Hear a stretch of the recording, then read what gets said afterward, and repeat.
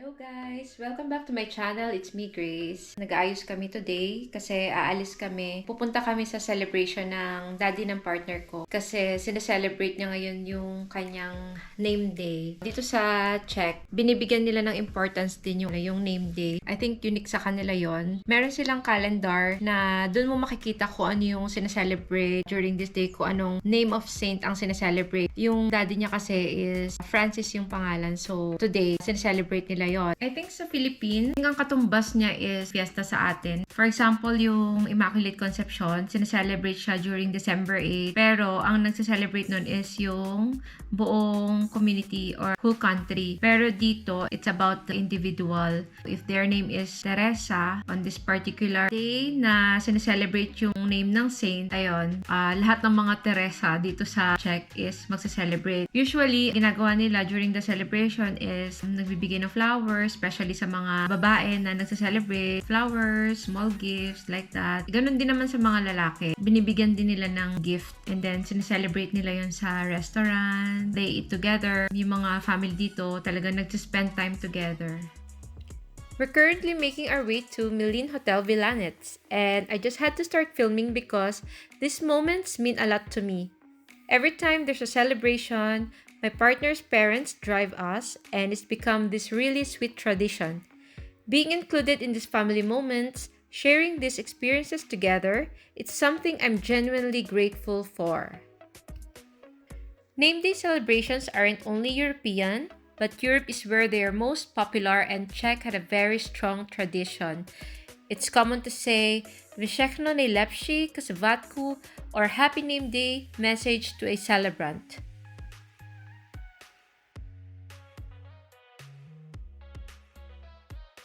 So I had cappuccino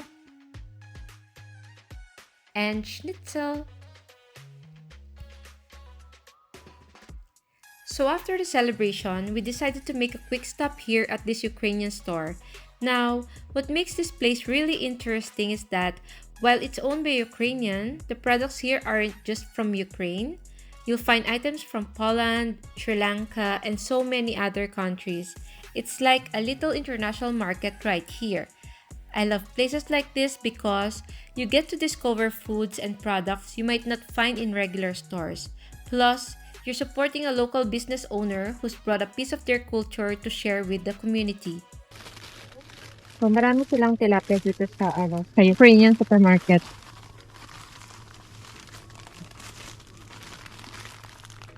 Okay, let's get it. So, sa Philippines may sack of rice, dito may pasta. Ito yung pinaka-favorite kong bilhin dito sa Ukrainian store. Very crunchy.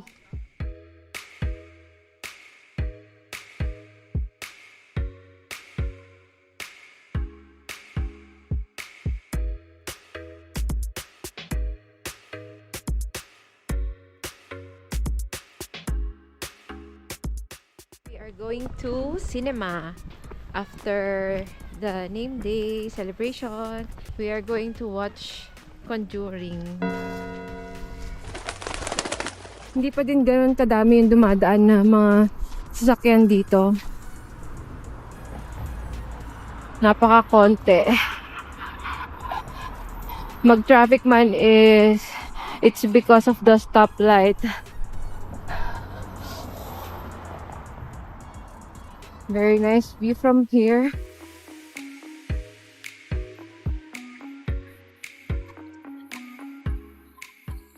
At yung part na yon, yung bridge na nakikita nyo, yun yung dinadaan namin going to the square.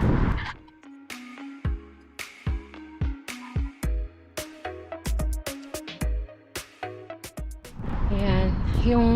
Etong mga buildings na nakikita nyo, yan yung mga condos din nila dito. But I think old condos. Apartment.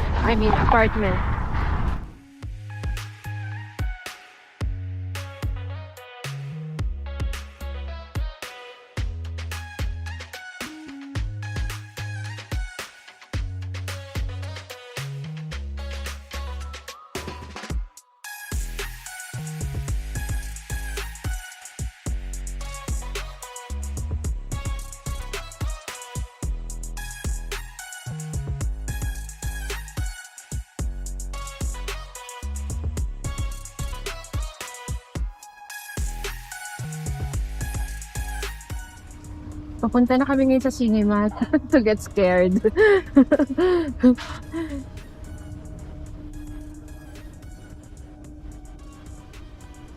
So we have to get the ticket first here.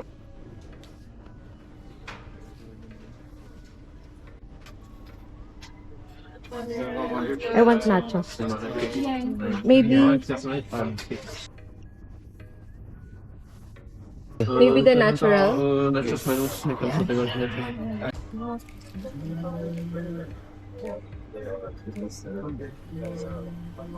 I will hold it. Nachos.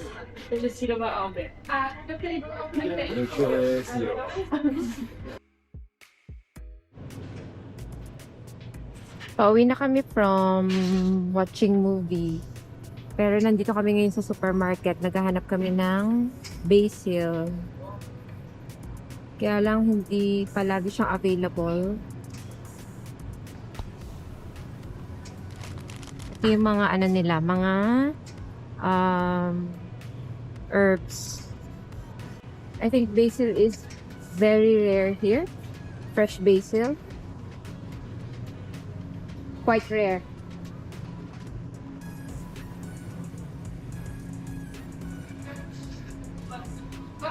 Okay, so let's just order it.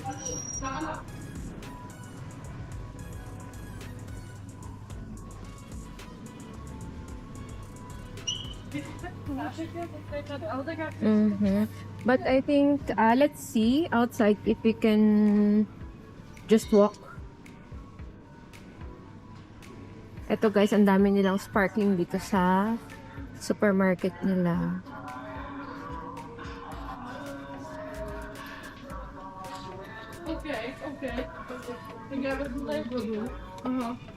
Like this one, it's Perdiva. It means sparkling. We're going home. It's already 9 p.m. This is not the last Conjuring movie. So I think the child of Ed and Lorraine will continue the Conjuring. Yeah, so magta-taxi na lang kami pauwi. Ang bala ko sana is maglakad na lang. Kaya lang kasi yung parents niya may dadalhin food sa bahay. So kailangan na namin mag-taxi pauwi. Please like, share, and subscribe.